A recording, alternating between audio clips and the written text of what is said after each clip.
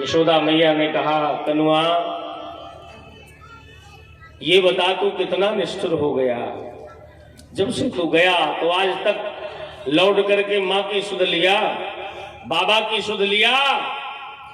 क्या करूं मैया, मैं नहीं आ सका, मेरा कर्तव्य बुला रहा था माँ। भावना से ज्यादा कर्तव्य का स्थान ऊंचा होता है। तब यशोदा ने रोते रोते कहा, कन्हैया मुझे तो बाद में पता चला ना कि मैं तेरा पालन कर रही थी, मैं तेरी असली मैया कहाँ थी। तेरी असली मैया तो देवकी मैया थी, तेरे असली पिता महाराज श्री वसुदेव जी थे। माँ तेरा माखन, तेरा डांटना, तेरा दुलार करना, तेरा साटी दिखाना, तेरा कान पकड़ना। माँ एक विश्वास करो मैया यशोदा, सच्ची बात बताऊं, भगवान ने कहा जब से तेरा ये कनुआ तेरे पास से आया तब तक आज तक तेरे उस कनुआ ने कहीं भी भरपेट भोजन नहीं किया, माखन मिश्री नहीं खाया। माँ मेरे भाई बहन, मैं क्या जानूं कि तेरी मैया तो असली मैया तेरी देवकी थी, मैं तो नकली मैया थी। मैंने तेरा पालन किया है।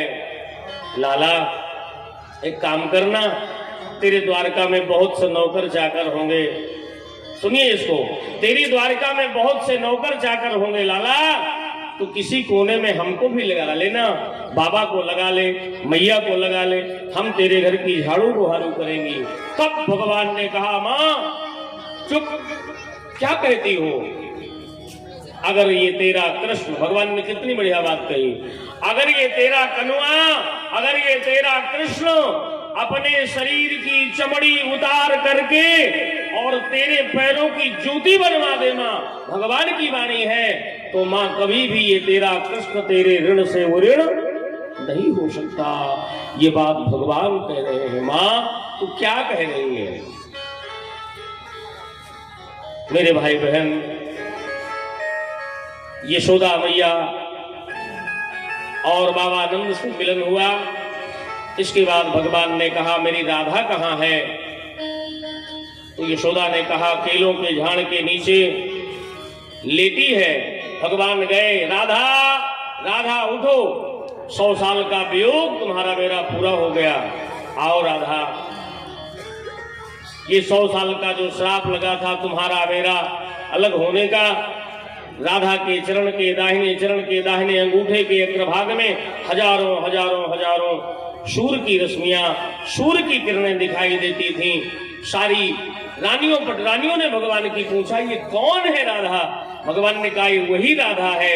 मैंने तुमसे कहा था कि जब समय आएगा तो बता दूंगा। जब मैं भोजन करके बैठता था तो मेरे मुख से राधा राधा राधा निकलता था। तुम लोग कहती थी वो राधा कौन है, तो ये वही राधा है जिसका मैं नाम लेता था। इस राधा को देखो मेरे भाई बहन। इसके बाद राधा और कृष्ण का मिलन हुआ। राधा और कृष्ण का ये माधुर्य मिलन, मेरे भाई बहन, राधा कृष्ण मिले।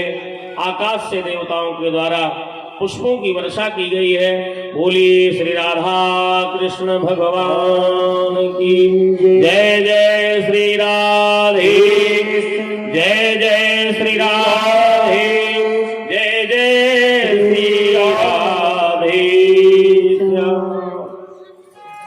वसुदेव जी का यज्ञ महोत्सव धीरे धीरे धीरे धीरे कथा अपने विश्राम की तरफ आ रही है। आप लोगों ने 7 दिन तक बहुत समय दिया है। मैंने भी आपके प्रेम और भाव को पढ़ करके 5-5 घंटे व्यास गद्दी से मैंने कथा सुनाई है आपको।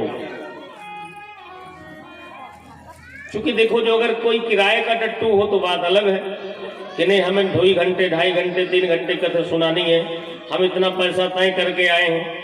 हमारे राम किराए के टट्टू नहीं होते कि वो तय करके जाएं कि हम 2 घंटे सुनाएंगे कि 3 घंटे सुनाएंगे और इतना पैसा लेंगे।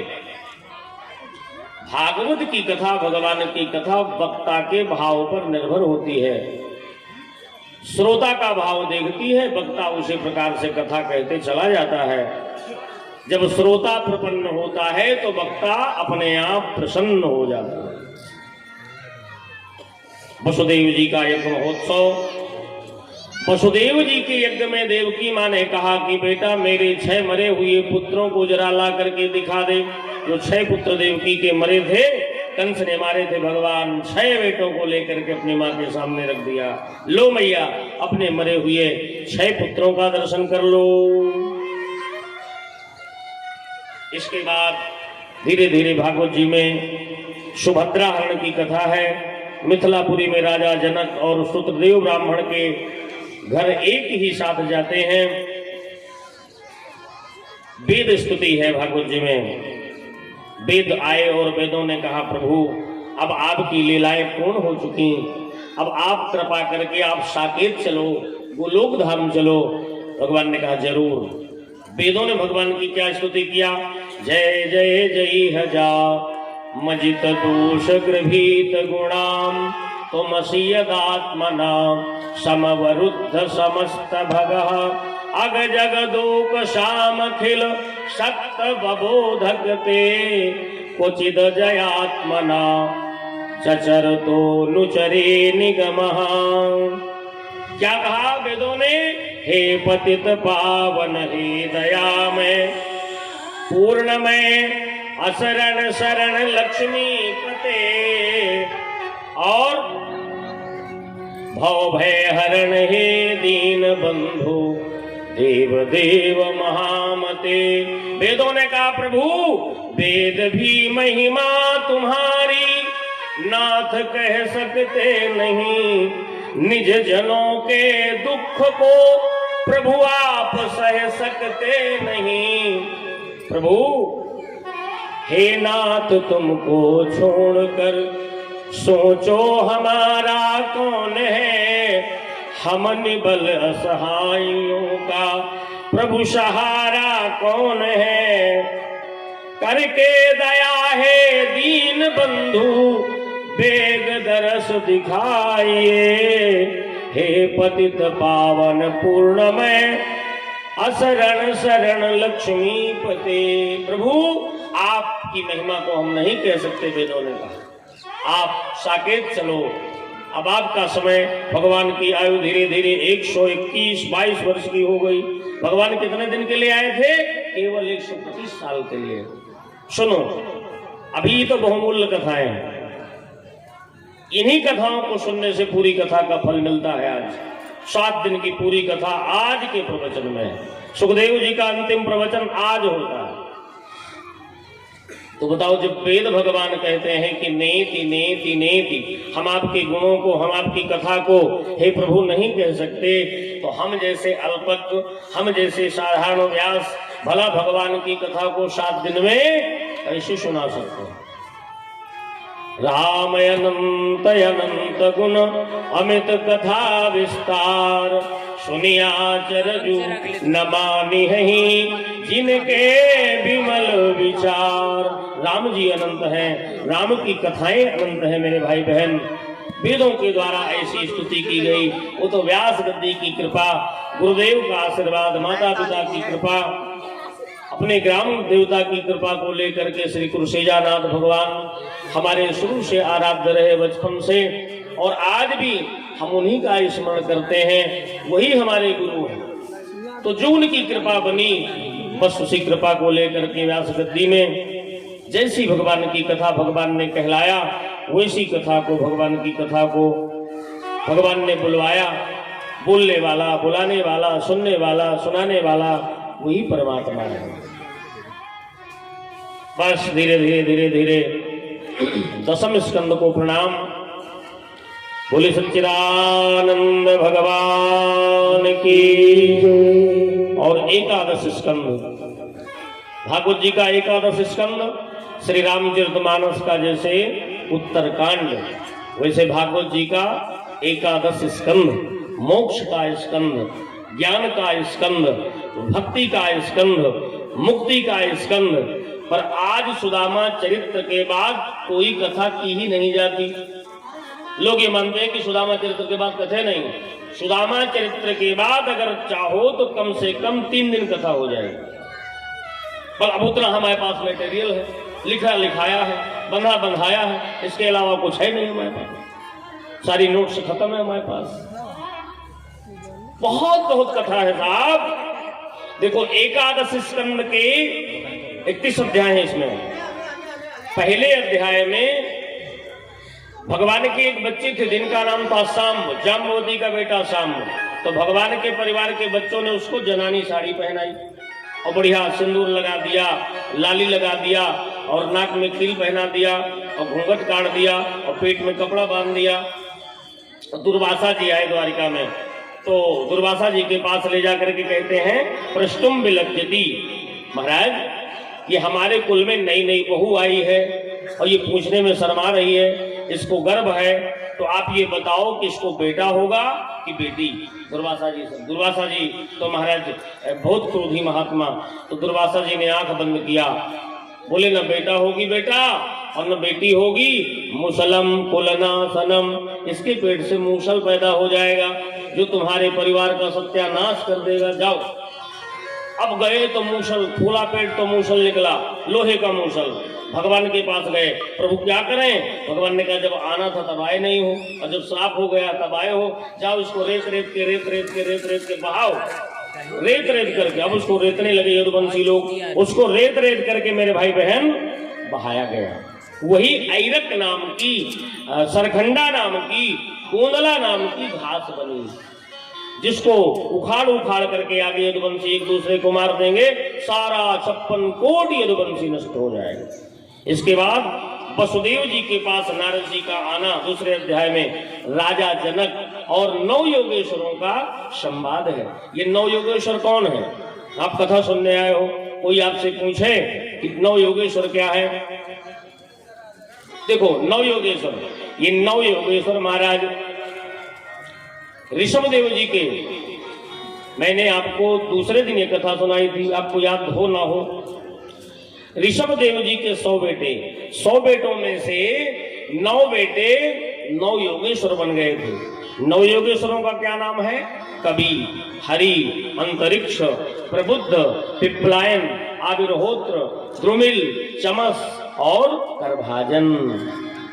ये 9 भाइयों का नाम अगर लिया जाए, कवि, हरि, अंतरिक्ष, प्रबुद्ध, पिप्पलायन, आविर्होत्र, द्रुमिल, चमस और करभाजन, तो भाइयों में सामंजस्य होता है, भाइयों में प्रेम पैदा होता है। तो ये 9 योगेश्वर, राजा जनक के पास 9 योगेश्वरों का संवाद है। 9 योगेश्वर कहते हैं, दुर्लभम मानुषो जन्मो। हे महाराज, मनुष्य का जीवन बहुत दुर्लभ है। तत्रापि वैकुंठ दर्शनम। महाराज 9 योगेश्वरों से पूछा गया, राजा जनक ने कहा कि आप ये बताओ कि भागवत धर्म क्या है। लो, भागवत सुन के जाओगे तो पता चलेगा भागवत धर्म क्या है, और भागवत सुन के नहीं जाओगे तो क्या पता चलेगा कि भागवत धर्म क्या है। आप भागवत सुनने आए हो 7 दिन और आपसे कोई कह दे कि आप बताओ भागवत धर्म क्या है, तो आप क्या बताओगे जब आपको पता नहीं है, सुनाया नहीं गया है। देखिए भागवत धर्म क्या है? मन से, वाणी से, बुद्धि से, पैरों से, हाथों से, कानों से, जिह्वा से जो भी काम किया जाए, हर एक कार्य परमात्मा को समर्पित कर देना है। बिल्कुल सरल भाषा में बता रहा हूं। जिसको क्या कहते हैं? भागवत धर्म। जैसे आप 7 दिन कथा सुना और जब आप कथा सुन के जाओ तो भगवान से प्रार्थना करो कि प्रभु 7 दिन की पूरी कथा का फल हम आपके चरणों में समर्पित करते हैं। इसको क्या कहोगे? भागवत धर्म। जैसे आप झाड़ू लगाते हो, आपसे कोई पूछे झाड़ू क्यों लगाते हो, तो आप कह दो कि भगवान को सफाई बहुत प्रिय है, हम झाड़ू इसलिए लगाते हैं कि स्वच्छता में भगवान आते हैं। हमने आंगन नहीं बुहारा तो कैसे आएंगे घनश्याम, बताओ। तो आपका झाड़ू लगाना भगवत भजन बन गया, आपका रोटी बनाना भगवान को भोग लगाना है, भगवत भजन बन गया। आपका पैसा कमाना, पैसा नहीं कमाएंगे तो भगवान को पोशाक नहीं आएगी, और भगवान को अच्छे कपड़े नहीं आ पाएंगे, भगवान को मुकुट लेना है, भागवत कथा करानी है, तो आपका पैसा कमाना भगवत भजन बन गया। करूं जीवन में जो जो काम, समरिया कर दूं मैं तेरे नाम। करूं जीवन में जो जो काम, समरिया कर दूं मैं तेरे नाम।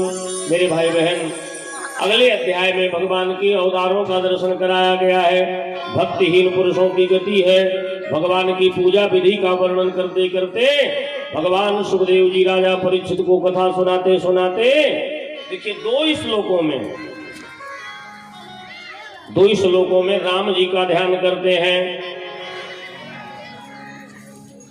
आप चित्रकूट कामन्नाथ जी का दर्शन करने जाओ तो प्रथम मुखारविंद में ये दोनों श्लोक लिखे हैं।